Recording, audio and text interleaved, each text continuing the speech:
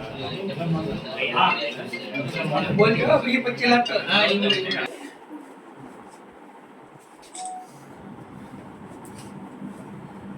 વિશાલભાઈ staff ભરતી કા જોયા આપણે ભરતી કા જરા ખેરો મોઢું તો દેખાડો જેવું લાગે તો સાલમાં જરા.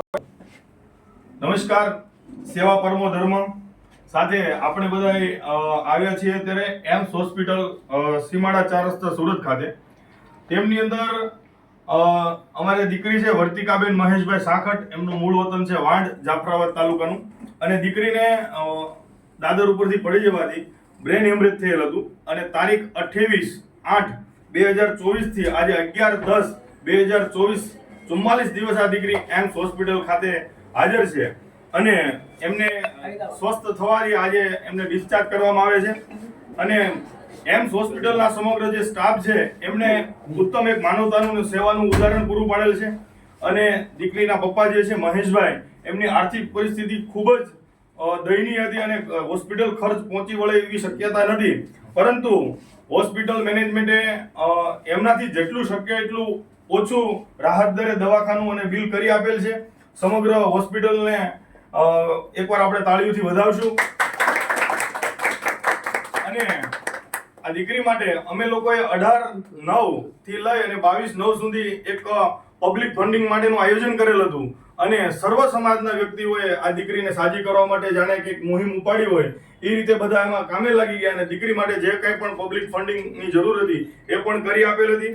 અને હોસ્પિટલનો જે સમગ્ર સ્ટાફ છે એમાં doctor Hiteshbhai Chitroda, doctor મૌલિકભાઈ Patel, doctor મુકેશભાઈ ભડિયાદરા, ડોક્ટર હિમાંશુભાઈ Panseriya, doctor Niravbhai ટીકાણી, doctor જયમીનભાઈ Kalola, doctor Rajeshbhai Ramani અને ડોક્ટર મયુરભાઈ દુધાદ, આ સમગ્ર ટીમ અને જે આઈસીયુ ની અંદર વોર્ડન તરીકે, નર્સ તરીકે જે કંઈ પણ સ્ટાફ કરે છે એમને આ વર્તિકા દીકરીને પોતાની દીકરી સમજી અને 44 દિવસ રાત દિવસ અખાત મહેનત કરી અને દીકરીને આજે સાજી કરેલી છે. જરાક મહેશભાઈ દીકરીનું મોઢું બતાવજો ભાઈને.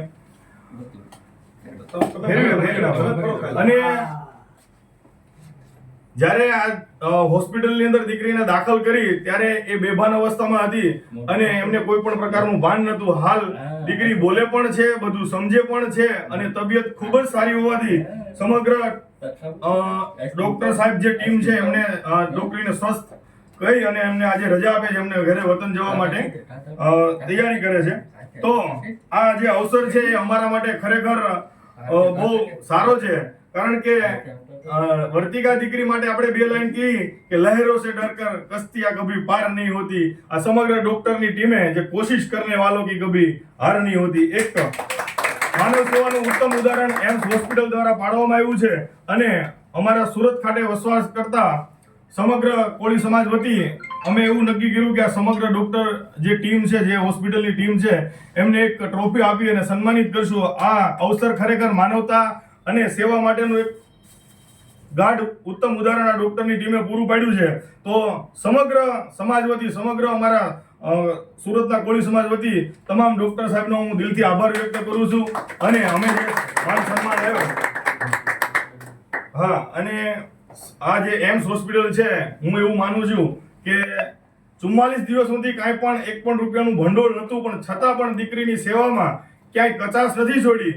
અને જ્યારે અમે અમારી વ્યવસ્થાથી પહોંચ્યા ત્યારે એમણે ફંડ કે જે કંઈ પણ રકમ સ્વીકારી છે એ ખરેખર માનવતાનું ઉદાહરણ છે. અને આવા કામ જો હરેક હોસ્પિટલની અંદર થાય તો આપણે આ સમાજને સારી રીતે બદલાવી શકીએ અને જે જરૂરિયાતમંદો છે એમને ખરેખર આપણે સ્વસ્થ કરી શકીએ અને તાજા માજા કરી શકીએ.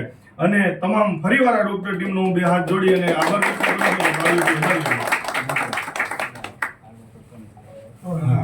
હોસ્પિટલના સ્ટાફને જે અહીંયા નોકરી કરે છે, સ્ટાફને એવું જાણવા મળેલ કે આ લોકો પબ્લિક ફંડિંગ કરે છે, તો એમાંથી કોઈ સારા વ્યક્તિ અને સારા બધા સ્ટાફમાંથી વિચાર આવ્યો કે ભાઈ આ દીકરીને આપણે પણ કંઈક મદદ કરીએ. તો હોસ્પિટલ સ્ટાફમાં જે નર્સ અથવા તો ડોક્ટર તરીકે જે ફરજ બજાવે છે એમને 14,801 રૂપિયા રકમ આ દીકરીના પપ્પાને દવાખાના માટે પણ મદદ કરી આપી છે. તો એમના માટે પણ એકવાર જોરદાર તાળી થઈ જાય સમગ્ર સ્ટાફ માટે.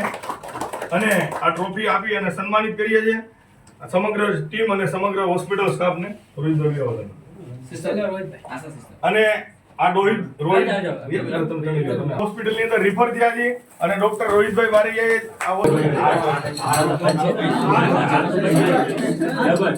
આ